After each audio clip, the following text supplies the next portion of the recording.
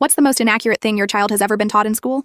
Last week, my daughter Emma came home from school absolutely heartbroken, tears in her eyes, clutching her empty backpack. She told me her science teacher made her stand up in front of the entire class and repeat, "Blood in veins is blue until it hits oxygen," over and over, while everyone laughed. Emma's wanted to be a doctor since she was 6.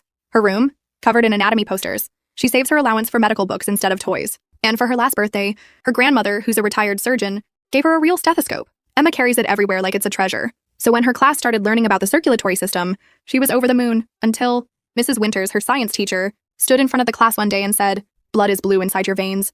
When it hits oxygen, it turns red." Emma, trying to be polite, raised her hand and said, "Actually, blood is always red. It's just darker without oxygen. And veins look blue because of how light passes through the skin." But Mrs. Winters didn't take it well. She snapped, "That's wrong. I've been teaching this for 15 years. Whatever you read on the internet doesn't compare to my degree." When Emma mentioned her grandmother's medical textbooks, Mrs. Winters rolled her eyes and said, "Well, bring it in tomorrow.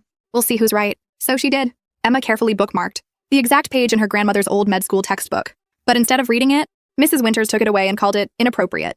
And then in front of the class, she made Emma repeat the false claim out loud, while kids giggled. As punishment, she even gave her detention for challenging authority. Emma came home crushed, and without the textbook. I was livid. I emailed Mrs. Winters immediately, asking for the book back. Her response? "I don't need medical lessons from a child or her parent. The curriculum says blood is blue in veins, and that's what I teach." That's when I remembered. My old college roommate is now a hematologist. I told her what happened, and she was horrified. 3 days later, I walked into Emma's classroom during science period, with not one, but 2 guests. My roommate, Dr. Chen, and Emma's grandmother, Dr. Reynolds, still wearing her surgical scrubs. Mrs. Winters looked annoyed, until I introduced them. We explained we wanted to do a short demonstration on blood color. 30 curious students were watching, so she had no choice but to say yes. Dr. Chen pricked her own finger and showed the class. Even without oxygen, blood is still red, just a darker shade. Then Dr. Reynolds explained the science behind why veins look blue. It's all about how light travels through skin, not the actual color of the blood. Mrs. Winters tried to argue, but Dr. Chen opened the class textbook and pointed to the small print below the diagram. "Coloring is for illustrative purposes only." The principal walked in just as Dr. Reynolds mentioned the confiscated textbook.